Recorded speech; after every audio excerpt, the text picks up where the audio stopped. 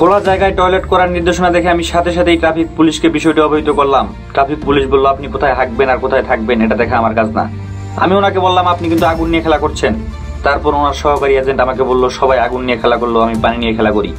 আমি বললাম, আমিও সেই প্লেয়ার যে সবসময় মিশনে বের হইয়া নতুন নতুন রহস্য উন্মোচন করি। তাই চলে আসলাম লালমনিরহাটের মিশন মোড়ে। মিশন মোড়ে এক গোয়েন্দা সবার জুতা কালো করে দেওয়ার গোপন মিশনে বসেছিল। গাইবান্ধার শেখ সাদি মিয়া নতুন বিয়ে করে নতুন খাট বানিয়েছে। অনেক খুশিতে এই অর্জনের ছবি বিলবোর্ডে দিয়েছে। এটা দেখে আমি বললাম, উনি বিসিএস ক্যাডার হওয়ার মতো গৌরব অর্জন করেছে।